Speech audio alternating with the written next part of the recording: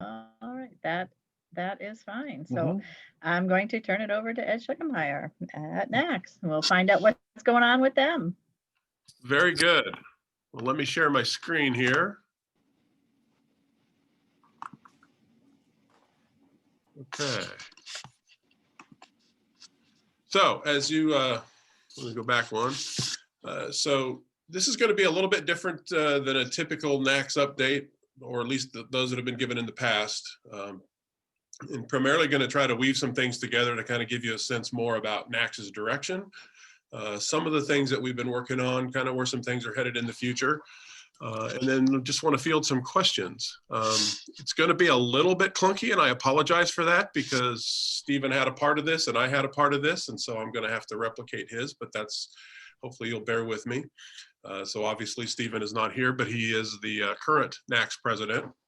And in association speak, we kind of talk about the staff board partnership, or in this case, the partnership between the two CEOs, the chief elected officer, which is Stephen, and the CEO, which is me. So a lot of this stuff, is being done in tandem with the support of Stephen and the board, obviously. So when I brought the priorities to the NACS board, I talked about three things as sort of those higher level directional beacons, for lack of a better word, that I really wanted to make sure NACS stayed focused on. And those three things were community advocacy and support. And so I'm going to delve into each of these just a little bit more. When I think about community, I actually use that word pretty deliberately. And actually, when I was first appointed as CEO, one of my first member communications utilized the word quite a bit. And when I use it, it's with intention, because to me, it helps keep, it's kind of a mindset, right? I mean, it helps keep in the forefront, certainly for me, but also the staff and the board, that, we're part of something. So our industry is made up of a community of college store operators, publishers who serve, suppliers who serve it. And to be a part of something, makes it bigger than just NACS. And it also, I think, creates a sense of responsibility. And that's what I've been trying to instill, certainly with the staff. And I think we're doing a pretty good job, if I do say so myself. But, try to instill a sense of responsibility that to be a part of this community and to be welcomed into this community, we have to, be really good stewards. And I think that, as I go through this presentation, and hopefully you've seen some evidence of that yourself, in the recent months, and it's really trying to, tap into, what it is that makes this community click. So one of the things that I've been in the industry for a while, and one of the things that I've seen, heard a lot about, people tell me all the time, I've experienced it, is that one of the things that I think defines us as a community is our passion. And so the way I would describe that is, it's different for everybody, and I get that. For some people, it's definitely, they love running, a business operation, and the success that may come with that, the challenges that come with that. For others, it's, it's working in higher education, and it's something more than just transactional retail. And others, it's just being around and connected with students and trying to help them reach the next whatever it is that wherever they're headed in their lives. And so, as I kind of put all of that together, when I talk about community and I talk about passion, it's saying, okay, not only does NACS have a responsibility to, be a good steward, but to be a good steward, we have to really understand and recognize that this passion exists. And partly what happens with the passion is it influences what's important to you. So to you, Robin, or you, Don, or Cindy, that's all I got up on my screen. Sorry. For each of you, it may be a little bit different. And so we have to acknowledge that, and we have to recognize that, and we have to, figure out the things that you say are important, then we have to figure out how to make those important to us, right? How to make those priorities. And so that then begs the question, so, okay, if we're going to be good stewards, and if we're going to recognize the passion, and we're going to do what's important, how do we define what's important. And, I literally almost every day, somebody on staff is talking to a member, myself included. That might be a supplier, it might be a publisher, it might be a store, somebody that works in a store that, has some question or another, or some need or another. So that's one way.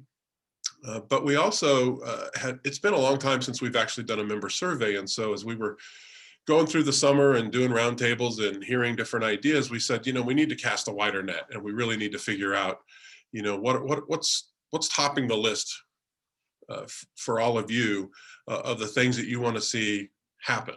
That could be from NACS, it could be elsewhere, but they're just things that you need, right?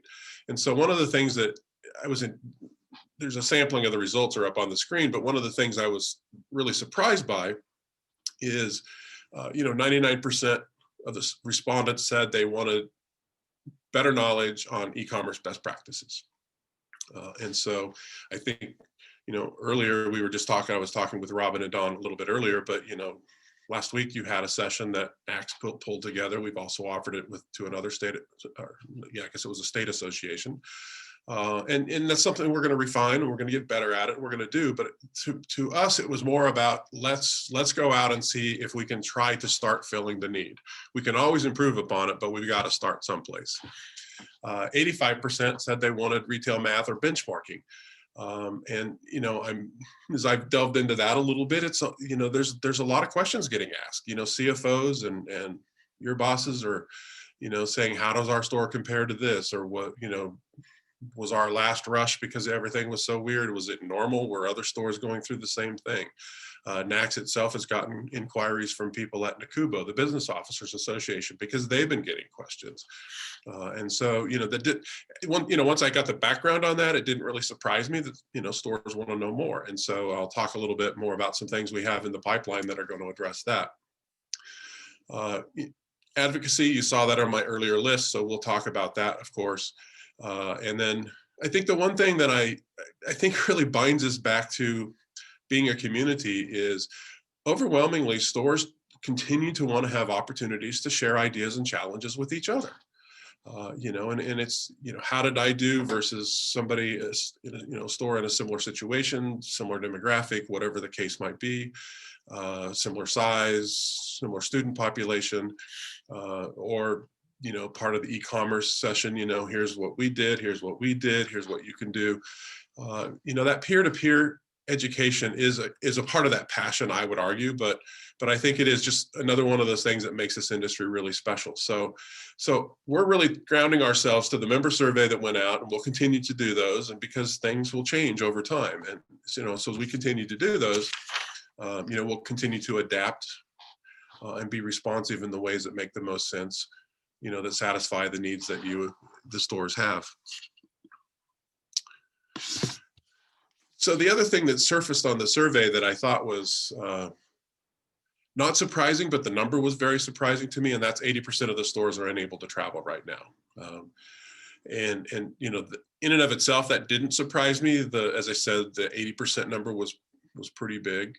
If Stephen were on this session, he would ask me, so, okay, if stores can't travel, what does that mean for things like education? What does that mean, in general? And, how are you going to deliver and be responsive if you can't actually, go face to face and provide those things that historically that NACS, or traditionally rather, that NACS has provided? And so my answer is not that dissimilar as to what you all are doing, with this session. You adapt, you respond, and you presented what was important, for the Northeast group. Rob and Don and others, if you were involved, you pulled together a set of sessions and programs that, satisfied what needed to happen in a familiar time of year. For NACS, it's going to be the same. CAMEX will be virtual, as you probably already know. But I also used it as an opportunity, as we've sort of pushed into this virtual world, I used it as an opportunity to start really evaluating what is it that we're doing. So take the Textbook Affordability Conference. It's 5 or 6 years old now. And largely people described it as it's an experience. Even we described it. It's an experience. It's where stores get a instead of the proverbial seat at the table, it's the literal seat at the table with librarians and academic IT. And, we talk about this issue called affordability. And there's, and that's obviously very hard to replicate in a virtual world. But really for me, it became what's really important out of all of this. What was really important is getting the content out to all of you. Who are the speakers that we had lined up? What were they going to talk about? And is that relevant stuff to be talking about? We deemed several of the content and proposed sessions were, and so we built a series of webinars and we pushed it out.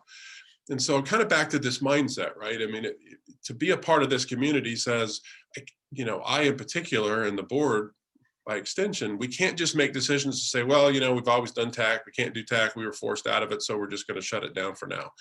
We have to make very deliberate decisions about what is it that you need. Does this tie to something that, that we're seeing in the industry or that you're telling us is important, and that we get it out there. And so one of the benefits of this has been that we ended up doing over 20 different virtual programs, counting, the TAC programs I just mentioned, but we did over 20 different programs this spring and summer, all on the basis of what people were telling us that they wanted to hear or see or have more of. And we ended up reaching over 2,000 people. And that's honestly, that's huge. I mean, if we had just done the same old, and even if we had been in person, we might have reached maybe 400, maybe 500 people, so to quadruple that number says to me that that's a good demonstration that we're on the right path, because we're putting the store first, right? And we're hearing, if it's important to you, then it's got to be important to us, and we've got to make that happen. And so, that's, again, it's probably more of a mindset, but I think it's one of the things now driving us. It's a big question is, do we do this in person, or in the future, it will be a big question. Do we do this in person or do we do it virtually? Because, virtually is important. Web access and reaching people with certain content is going to be much more important than just hosting an event. Talk a little bit about advocacy. So we move on to that, second of the three general themes. For advocacy, I think a lot of people know us for the work that Rich Hirschman does in DC. No doubt he's, does a fantastic job. We're involved in a lot of different, policy and legislative kinds of things. And we're getting better at, doing more to provide updates and make stores aware of some of what's going on. Not to pat ourselves on the back, but just making sure that we're sharing, information. And so Rich did, well, I think he started, pulled the state and regional leaders together this summer, made sure everybody was aware of what was happening with the CARES Act and the COVID relief responses that Congress is looking at. We get into discussions with the Department of Education over financial aid disbursements and how they were considering some changes and, trying to influence that different, in a more positive direction. So clearly educating and influencing is really at the core of what advocacy is about. But our advocacy does go beyond, just, the Hill, as Rich would call it, but, beyond state and federal legislation and regulatory issues. And so, so for example, the College Board just came out. We actually just had an article in it in last Friday's Campus Marketplace. But one of the things that we've been sort of challenging for the last few years with the College Board is that they put out this number that books and supplies, the annual expense of books and supplies is $1,200. And we go, that just simply isn't true. And they'd say, well, but that's what all this data that the institutions are submitting to us are saying. And, because so many institutions use this, we found, we thought, gosh, that's just too misleading. And that's a disservice to the store. Then on top of that, as you all have experienced, you get all kinds of pundits and critics of our industry that, then, jump on a bandwagon, and then they conveniently leave off the and supplies portion of that. And they start saying, oh, see, students are spending $1,200 a year on books, and that's outrageous, and affordability, and it's all the college store's fault. And so we were finally successful in helping the College Board, and I say helping, getting the College Board to at least acknowledge that the real number, that what students are spending, also validated by the Student Monitor, which is also independent research, and then the other numbers, ours from Student Watch, is around 400, 410, I think it is, the most recent report. And so, this whole notion that, that the store is responsible for the high price of books and, they got to find all these workarounds is simply untrue. And so advocating on behalf of the store and making sure that the parties that are misusing the data or not telling the full story, that's also a big component of what we do on the advocacy front.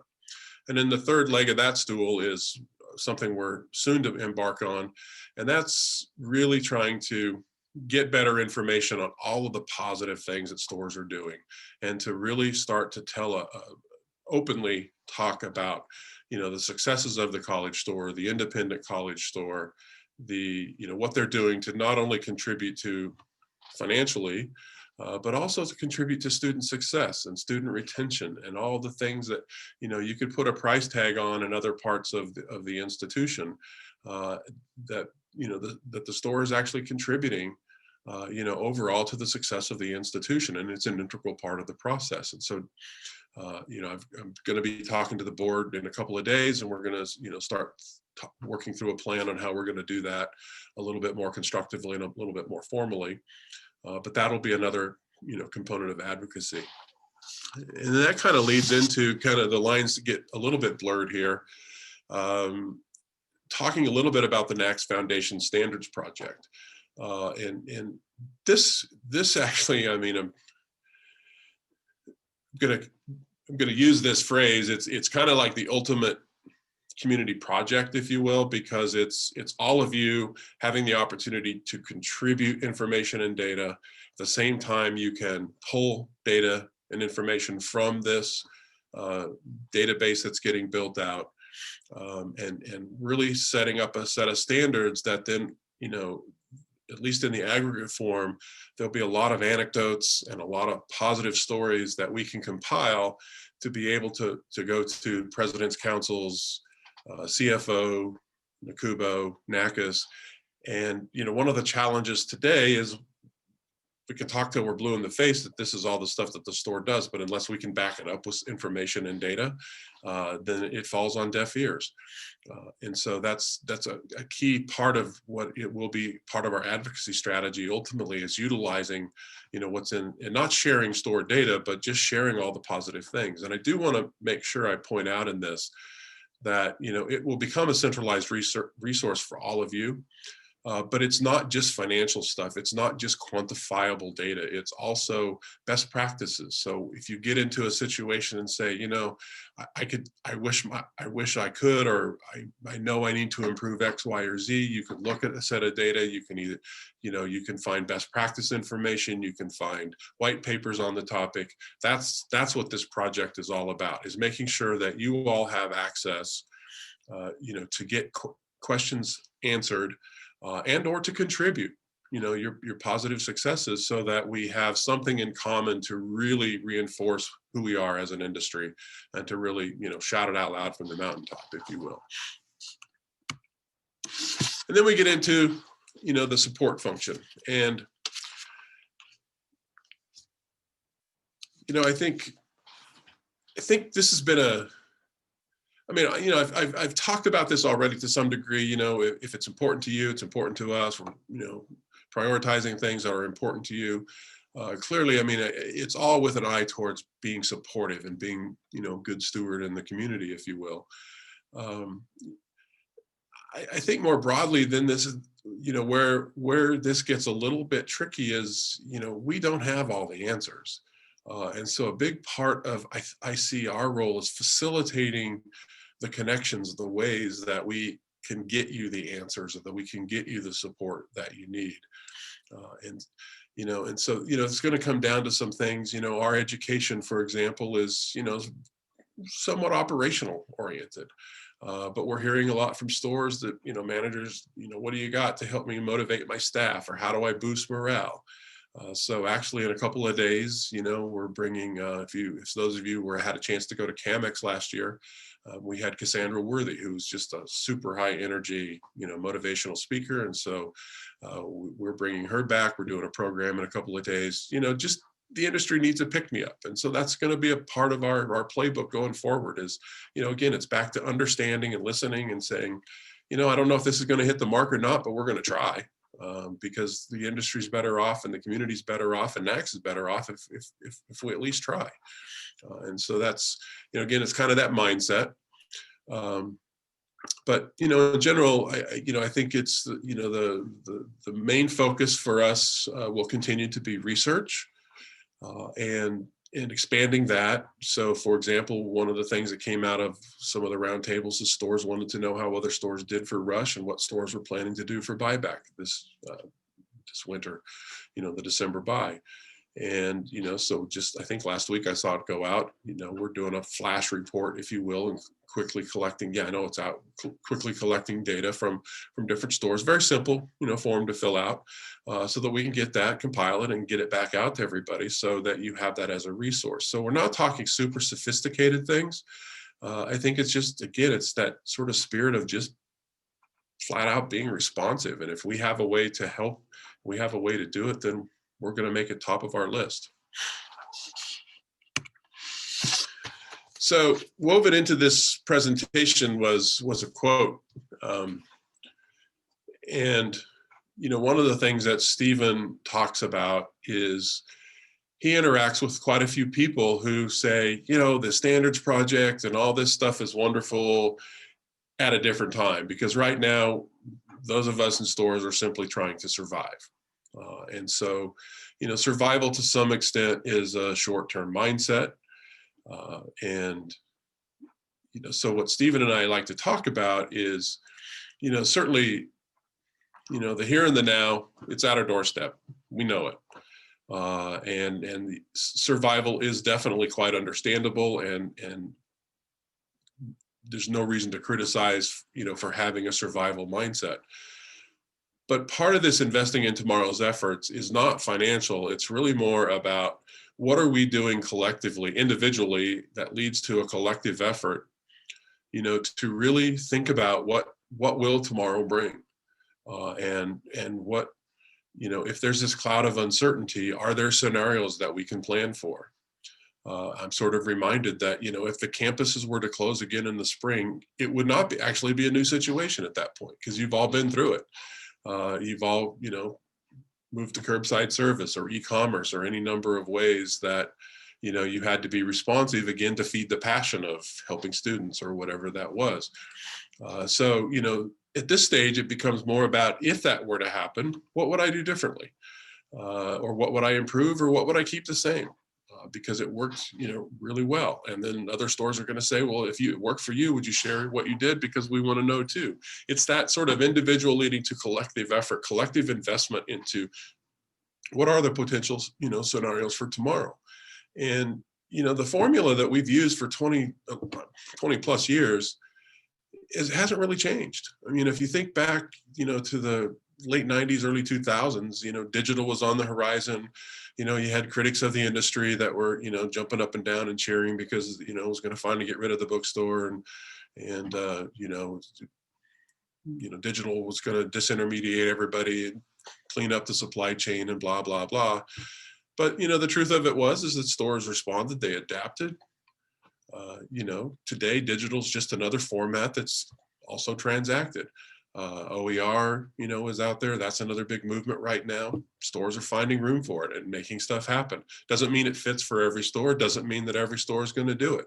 But it does mean that there's a solution that's come about because of the collective thinking of the industry and the collective willingness of our industry to hit the challenges head on, and to definitely educate and influence those who wanted to disintermediate, to help them understand, the role and the value and being an integral part of the higher education process. So with that, what this slide is really just is really just meant to be a reminder, if you will, that we've been walking in these shoes. We've done it before. The formula works, and so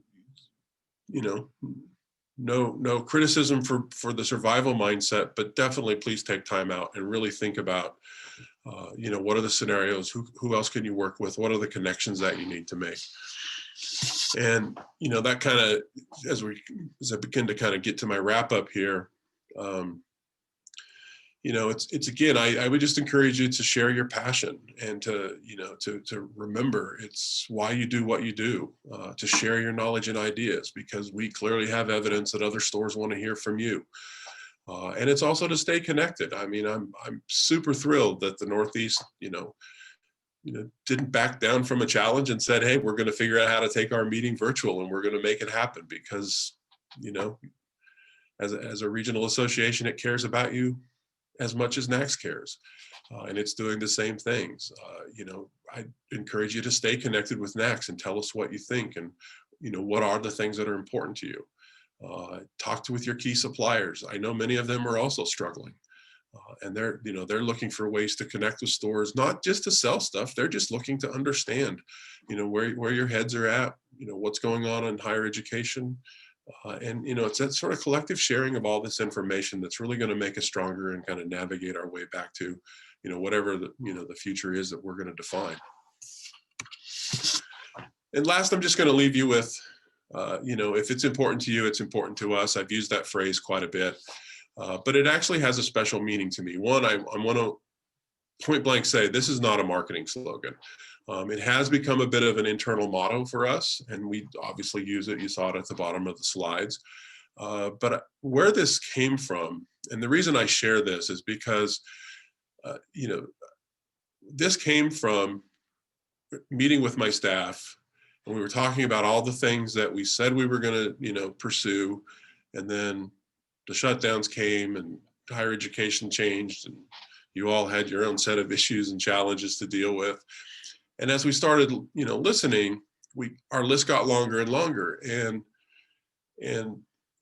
somebody on my staff said, this is all great, but how are we going to prioritize this? And another member of the staff simply said, well, what I'm doing is I'm listening to the stores, and when they tell me something's important, I take it at face value and I make it important to the work that I'm doing. And, I'm blessed. I truly am. And I say that with absolute sincerity. I'm truly blessed to have a staff that feels the same way, that embraces the community spirit, that embraces this slogan, this motto, that says, guys in the Northeast, if it's important to you, then we're going to make it important to us. The way we know it's important to you is you stay connected with us and we stay connected with you. And so that's what that means. And it's a daily reminder to all of us. We use it all the time to set our priorities. It's what I use to set the priorities. I bring the priorities to the board. I'm just super proud to work with a team that's as committed, and frankly, it's their passion. This is how they're sharing their passion with you, and hopefully, it's making a difference for you. So I will pause there. I don't know, Robin, how this will work for Q&A, but I'm happy to answer any questions or elaborate on anything. Sure. People can unmute themselves if they have questions. Let me take this Or off. or they can put them in chat, whichever they wish to do. Yeah, well, there's a chat that says, Ed, if you get a chance, remind people of the chat function so they can ask questions. I didn't see that, Don. I apologize, but if you do have questions, I'm happy to answer them. Or if you have ideas or suggestions, love to hear from you. You mentioned that you surveyed the membership to find out what they wanted. Have you thought about surveying people who have left the membership to find out what would bring them back? Yeah, we're actually planning to do that again soon after after CAMX. And the reason for that is that we felt like we really needed to focus, for those that renewed, we really needed to focus on, making sure that we delivered value and delivered on all these things that we were talking about. And then, to really get back out and we've had, phone conversations with different folks. And I'd say it, one of the things right now is from 2019, there was definitely a sentiment that said, those of us members that are now non-members, we just didn't like the direction where NACS was headed. And, so I mean, obviously I was well and keenly aware of that before I took the CEO job, but, I think we started to make a difference. We actually reclaimed some of those folks. This year, what we've heard more of is it's just an across the board, CFO institution memberships are gone, professional development buddies are gone. And so, as we've batted around 100 different times, the one concern I have is for those who are paying membership dues, I don't know that it's fair to you if I do in gratis members. So I'm coming up with different ways. So for CAMEX, there will be a very inexpensive option for the non-member stores to participate as well. But I don't want to undermine the value or erode the value that you're paying for if, by giving it away. I mean, it's the classic business example, right? Just it's trying to find the right formula, quite honestly.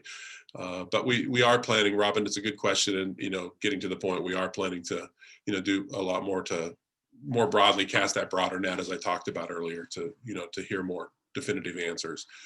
I do expect us to reclaim quite a few members once people feel a little better on the financial side, or they feel like they can get the permissions. But I also wasn't going to push that issue right now.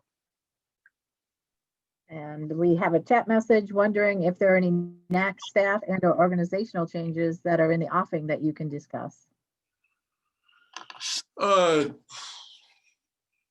No, actually, I think pretty much everything, like a lot of businesses, I ended up having to furlough some folks, and we've since let them go. We have trimmed the staff at Partnership, all back in February and March. And at this point, I think I have a high performing staff, very productive, very engaged, as I said, very passionate about, serving. And we're living within our means at this point. So, we're operating within our means, rather. So, there's nothing that I'm planning or nothing in the works at this point.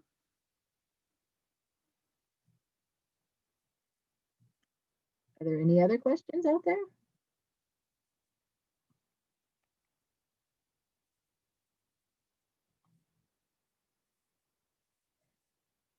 You're gonna have to wait a year before you get to talk to Ed again. I can't believe that there's nothing nobody wants to ask him. Well, you're also welcome to, drop me a note.